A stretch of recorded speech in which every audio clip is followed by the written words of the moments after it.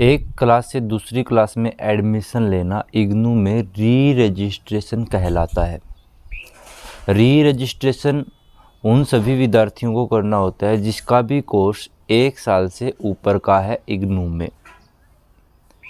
री रजिस्ट्रेशन आपको आपके पहली क्लास के एग्ज़ाम से पहले ही करना होता है ताकि आप दूसरी क्लास में सुचारू रूप से जा सकें। ऐसा नहीं है कि आप पहली क्लास पास करोगे उसके बाद आपको दूसरी क्लास में एडमिशन मिलेगा। अब मैं आपको बताता हूं, अगर आप री रजिस्ट्रेशन नहीं करते हैं तो क्या होगा। अगर आप सेशन के दौरान री रजिस्ट्रेशन नहीं करते हैं तो आप 6 महीने लेट हो जाएंगे। री रजिस्ट्रेशन आपको समय के अनुसार ही करना होता है।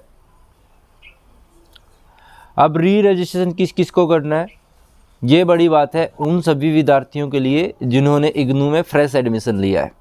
अगर आपका कोर्स 1 साल से ऊपर का है, जैसे BA ji, BCom ji, BSc ji and all bachelor program and master program, तो आपको री रजिस्ट्रेशन करना होता है।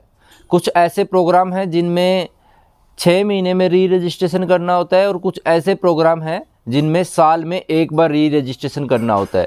6 महीने की अगर मैं बात करना चाहूँ तो BCA, MCA, MBA जैसे प्रोग्राम जिनमें हर 6 महीने बाद आपका री रजिस्ट्रेशन होता है और आपको री रजिस्ट्रेशन करना पड़ता है। मान के चलो आपका ही BAG प्रोग्राम में एडमिशन है जुलाई 2021 सेशन में, तो आपको 2 बार री रजिस्ट्रेशन करना होगा, एक बार सेकेंड ईयर के लिए और एक बार थर्ड ईयर के लिए। अगर आपका BCA प्रोग्राम में एडमिशन है या फिर MCA प्रोग्राम में एडमिशन है तो आपको हर 6 महीने बाद री रजिस्ट्रेशन करना होगा। अगर आप BCA प्रोग्राम के स्टूडेंट हैं जुलाई 2021 के, तो आपको 5 बार री रजिस्ट्रेशन करना होगा। हर 6 महीने बाद आपका री रजिस्ट्रेशन पोर्टल खुलेगा और आपको री रजिस्ट्रेशन करते हुए चलना है, क्योंकि आपका सेमेस्टर बेस्ड प्रोग्राम है।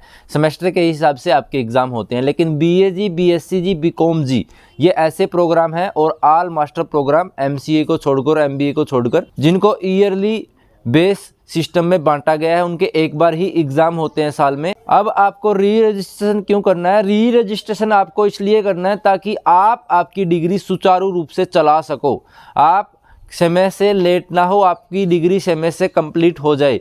री रजिस्ट्रेशन में कितनी फ़ीस लगेगी, कितनी फ़ीस नहीं लगेगी, इसका कोई इंफ्रास्ट्रक्चर नहीं है। हर बार फीस चेंज होती रहती है, कभी 100-200 कम हो जाती है, कभी ज़्यादा हो जाती है। अगर आप प्रिंटेड मटेरियल लेते हैं PDF फॉर्मेट में, स्टडी मटेरियल जो PDF फॉर्मेट में अगर आप लेते हैं तो उसमें आपकी 15% फ़ीस कम हो जाएगी।